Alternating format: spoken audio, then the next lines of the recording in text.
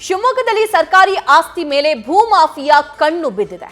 Airport ರಸ್ತೆಯನ್ನೇ ಖಾಸಗಿ ವ್ಯಕ್ತಿಯ ಹೆಸರಿಗೆ ಖಾತೆ ಮಾಡಲಾಗಿದೆಯಂತೆ. ಉಳುವವನೇ ಭೂಮಿಯ ಒಡೆಯ ಕಾಯ್ದೆ ಅಡಿ ಖಾತೆ ಮಾಡಿದ್ದಾರೆ ಅನ್ನೋ ಮಾಹಿತಿ. 60 ವರ್ಷ ಹಿಂದಿನಿಂದ ಇರುವಂತಹ ರಸ್ತೆ ಈಗ ವ್ಯಕ್ತಿಯ ಹೆಸರಿಗೆ ಖಾತೆಯಾಗಿದೆ. ಆದರೆ 60 ವರ್ಷದಿಂದ ಆಗದೇ ಇದ್ದಂತಹ ಖಾತೆ ಈಗ ಏರ್ಪೋರ್ಟ್ ಆದ ತಕ್ಷಣ ಇದ್ದಕ್ಕಿದ್ದಂತೆ ಆಗಿದ್ಯಾಕೆ ಅನ್ನೋದು ಇಲ್ಲಿರುವಂತಹ ಪ್ರಮುಖ ಪ್ರಶ್ನೆ. 40 ಕೋಟಿ ರೂಪಾಯಿ ಮೌಲ್ಯದ 1.22 ಎಕರೆ ಖಾಸಗಿ ವ್ಯಕ್ತಿಗೆ ಖಾತೆ ಮಾಡಿ ಕೊಡಲಾಗಿದೆ. ನ್ಯೂಸ್ ಫಸ್ಟ್ಗೆ ಅಧಿಕಾರಿಗಳು ನಡೆಸಿದ ಹಗರಣದ ದಾಖಲೆ ಕೂಡ ಲಭ್ಯವಾಗಿದೆ. ಸರ್ಕಾರಿ ಜಾಗವನ್ನ ಖಾಸಗಿ ವ್ಯಕ್ತಿಗೆ ಖಾತೆ ಮಾಡಿಕೊಡಲಾಗಿದೆ.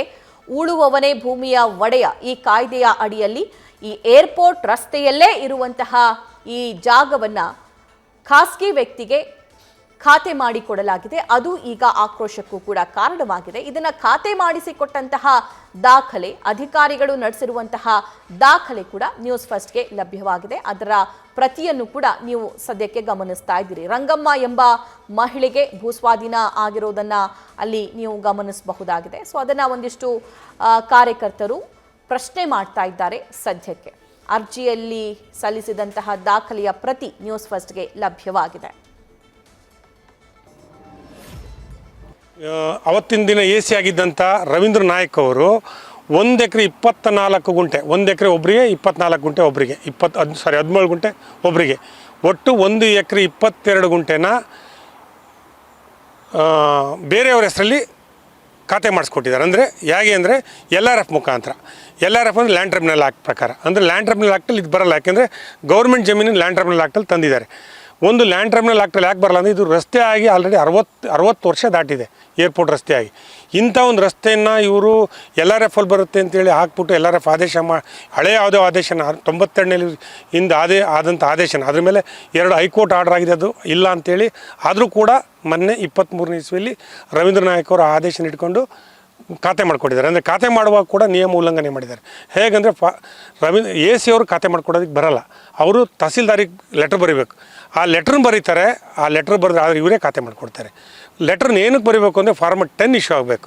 10 ಅಂದರೆ ಮದರ್ ಡೀಡ್ ಇದ್ದಂಗೆ. ಅದು ಸರ್ಕಾರದಿಂದ ಯಾವುದೇ ಒಬ್ಬರು LRF ಅಲ್ಲಿ ಆದಂಥ ವ್ಯಕ್ತಿ ಕೊಡುವಂಥ ಮದರ್ ಡೀಡ್ ಅದು. ಅದನ್ನು ಫಾರ್ಮಟ್ 10 ಅಂತಾರೆ. ಆ ಫಾರ್ಮಟ್ 10 ಕೊಡದಲ್ಲೇ ಡೈರೆಕ್ಟಾಗಿ ಖಾತೆ ಮಾಡಿಕೊಟ್ಟಿದ್ದಾರೆ. ನನ್ನ ತಾತನವರಾದ ಬೊಮ್ಮಣ್ಣ ಅವರಿಗೆ 1972ರಲ್ಲಿ ಲ್ಯಾಂಡ್ ರಿಫಾರ್ಮ್ ಆ್ಯಕ್ಟಲ್ಲಿ ನಮ್ಮ ತಾತದವ್ರು ಮಾಡ್ತಿದ್ದಾರೆ ಅಂತೇಳಿ ಸರ್ವೆ ನಂಬರ್ 103ರಲ್ಲಿ 1 ಎಕರೆ 10 ಗುಂಟೆ ಮಂಜೂರು ಮಾಡಿಕೊಡ್ತಾರೆ. ಅದಾದಮೇಲೆ ಉಳಿದಿದ್ದು 1 ಎಕರೆ 22 ಗುಂಟೆ MRSಗೆ ಅಕ್ವಿಜಿಷನ್ ಆಗಿದೆ 1962ರಲ್ಲಿ. ಇನ್ನು ಉಳಿದಿರೋ ಲ್ಯಾಂಡು ಒಂದು 23 ಗುಂಟೆ ಉಳಿದಿದೆ. ಅದು ಬಿಟ್ಟರೆ ಇನ್ನೇನು ಇಲ್ಲ. ಇಲ್ಲಿ 1 ಎಕರೆ 10 ಗುಂಟೆ ಬೊಮ್ಮಣ್ಣಂಗೆ ಕರೆಕ್ಟಾಗಿ ಬಂದಿದೆ. ಅಲ್ಲಿಂದ ನಮ್ಮ ತಂದೆಯವ್ರಿಗೆ ಬಂದು ಅಲ್ಲಿಂದ ನನಗೆ ಬಂದಿದೆ. ಈಗ ಸರ್ಕಾರಿ ಅಧಿಕಾರಿಗಳು ಭೂ ಹಗರಣದಲ್ಲಿ ಕೈ ಜೋಡಿಸ್ಕೊಂಡು ಆ 1 ಎಕರೆ 22 ಗುಂಟೆ MRSಗೆ ಅಕ್ವಿಜಿಷನ್ ಆಗಿರೋ ಲ್ಯಾಂಡನ್ನು ಒಬ್ಬ ವ್ಯಕ್ತಿಗೆ ಮಾಡಿಕೊಟ್ಟಿದ್ದಾರೆ. ಇದರಿಂದ ನಮಗೆ ತುಂಬ ಇಲ್ಲಿ ತೊಂದರೆ ಆಗ್ತಾಯಿದೆ. ಅದನ್ನು ದಯವಿಟ್ಟು ನಾವು AC ಅವ್ರಿಗೆ, DC ಅವ್ರಿಗೆ, ಆಮೇಲೆ DDL ಅವ್ರಿಗೆ.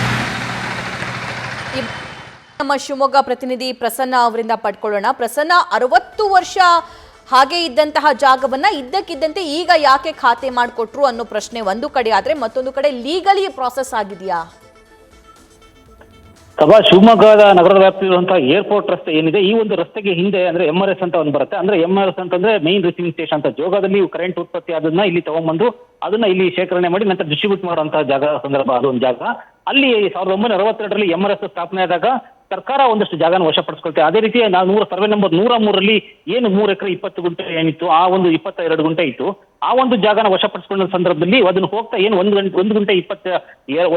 ಎಕರೆ 22 ಗುಂಟೆ ಇತ್ತು. ಆ 1 ಎಕರೆ 22 ಗುಂಟೆನ ಅಲ್ಲಿ ಉಳುವನೆ ಒಡೆಯ ಅನ್ನೋ ರೂಲ್ಸ್ ಅಲ್ಲಿ ಬೊಮ್ಮಣ್ಣ ಅನ್ನೋರಿಗೆ ಅಲರ್ಟ್ ಆಗಿರುತ್ತೆ. ಆದ್ರೆ ಅದಕ್ಕಿಂತ ಮುಂಚೆ ಒಬ್ರು ಏನು ಇರ್ತಾರೆ, ಒಬ್ರು ರೇವಣ್ಣ ಅಂತ ಹೇಳ್ಬಿಟ್ಟು ಅಂತ ಅವರ ಪತ್ನಿ ನಾನು ಅದನ್ನ ಉಳುಮೆ ಮಾಡ್ತಾ ಇದ್ದೀನಿ ಅಂತ ಹೇಳ್ಬಿಟ್ಟು 1977ರಲ್ಲಿ ಅವರು ನಾವು ಉಳುಮೆ ಮಾಡಲ್ಲ ಅಂತ ಹೇಳ್ತಾರೆ. ಮತ್ತೆ 92ರಲ್ಲಿ ಬಂದ್ಬಿಟ್ಟು ನಾನು ಉಳುಮೆ ಮಾಡ್ತೀನಿ ಅಂತ ಹೇಳ್ತಾರೆ. ಆದ್ರೆ ಹೈಕೋರ್ಟ್ ಅಲ್ಲಿ ಅವರ ಅಪ್ಲಿಕೇಶನ್ಸ್ ವಜಾಗಿ 2013ರಲ್ಲಿ ಕ್ಲಿಯರ್ ಆಗಿ ಇಲ್ಲಿ ಉಳುಮೆ ಮಾಡ್ತಿರುವಂತವ್ರು ಯಾರಿದ್ದಾರೆ ಅಂತ ಹೇಳಿದ್ರೆ ಅವ್ರಿಗೆ ಮಾತ್ರ ಕೊಡಬೇಕು ಅಂತ ಹೇಳುತ್ತೆ. ಮತ್ತೆ ಸ್ಥಳ ಪರಿಶೀಲನೆ ಮಾಡ್ತಿರೋ ಸಂದರ್ಭದಲ್ಲಿ ಈ ಒಂದು ಏನು ಬುಳ್ಳಮ್ಮ ಅಂತ ಏನಿದ್ದಾರೆ ಇವ್ರು ಕೂಡ ಅಲ್ಲಿ ಉಳುಮೆ ಮಾಡದೇ ಇರೋದು ಕಂಡು ಬರುತ್ತೆ. ಹಾಗಾಗಿ ಹೈಕೋರ್ಟ್ ಅವರ ಅರ್ಜಿನ ವಜಾ ಮಾಡುತ್ತೆ. ಆದ್ರೆ 92ರಲ್ಲಿ AC ಏನು ಇವರಿಗೆ ಆದೇಶ ಮಾಡಿದ್ರು, ಆ ಆದೇಶನೇ ಆಧಾರವಾಗಿಟ್ಕೊಂಡು ಈಗ 2023ರಲ್ಲಿ ಅವರಿಗೆ ಖಾತೆ ಮಾಡಿಕೊಡುವಂತ ಒಂದು ಪ್ರಯತ್ನ ಇಬ್ರು ಎಸಿಗಳು ಶಿವಮೊಗ್ಗದಲ್ಲಿ ಹಿಂದೆ ನಿರ್ವಹಿಸಿದಂತ ಪ್ರಕಾಶ್ ಮತ್ತೆ ಈ ಹಿಂದೆ ಅಧಿಕಾರ ನಿರ್ವಹಿಸಿದಂತ ಎಸಿಗೆ ಕೆಲಸ ಮಾಡಿದಂತ ರವೀಂದ್ರ ನಾಯ್ಕ ಅವರು ಮಾಡಿದ್ದಾರೆ. ಇದಕ್ಕೆ ಸಹಕಾರ ನೀಡಿರುವಂತದ್ದು DDLR ಶ್ರೀನಿವಾಸ್ ಅಂತ ಹೇಳ್ಬಿಟ್ಟು ಅಂದ್ರೆ ಅಕ್ಕಪಕ್ಕದ ಕೋಡ್ನೆಲ್ಲ ಕ್ಯಾನ್ಸಲ್ ಮಾಡ್ಬಿಟ್ಟು ಈಗ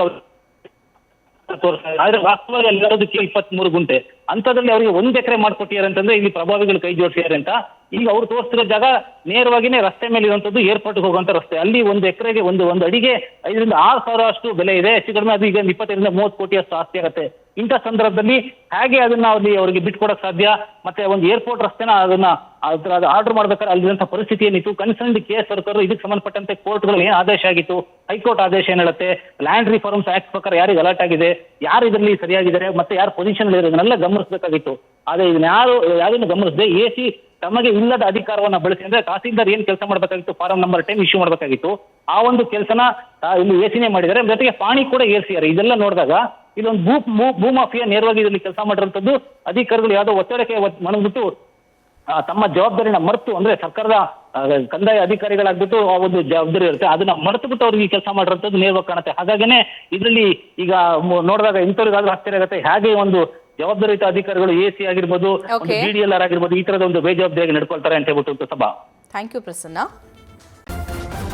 ನ್ಯೂಸ್ ಫಸ್ಟ್ ನಿರ್ಭೀತಿಯಿಂದ ನಿಮ್ಮ ಪರವಾಗಿ.